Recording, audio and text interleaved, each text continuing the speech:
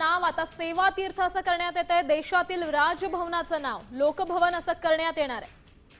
मोठी बातमी म्हणावी लागेल। पीएमओ परिसराचं नाव सेवा तीर्थ असं करण्यात येणार आहे आणि राजभवनाचं नाव लोकभवन असं करण्यात येणार आहे।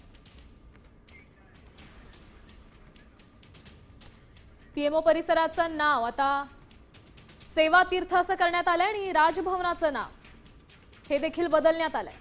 देशवासियांसाठी महत्त्वाची बातमी म्हणावी लागेल, कारण राजभवनाचं नाव आता बदललेलं आहे, ते बदलून लोकभवन असं करण्यात आलंय। या संदर्भात अधिकची माहिती देत आहेत आपले प्रतिनिधी शिवाजी शिंदे। शिवाजी, नक्कीच हा एक मोठा निर्णय म्हणावा लागेल।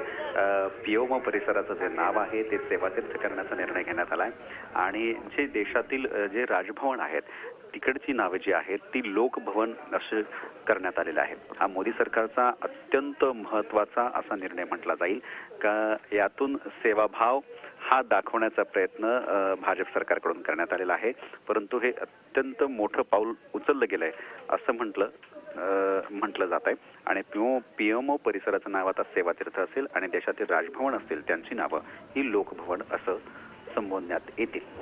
नक्कीच धन्यवाद आपण दिलेल्या या सविस्तर अपडेटसाठी। आपण पाहू शकतोय मोठी बातमी आहे। पीएमओ परिसराचं नाव आता सेवा तीर्थ असं करण्यात आलंय आणि राजभवनाचं नाव देखील बदलण्यात आलंय।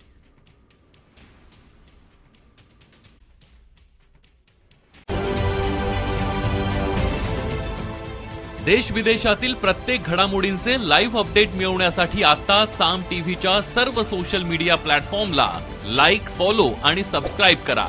तसंच सर्व नोटिफिकेशनसाठी बेल आयकॉन प्रेस करायला विसरू नका।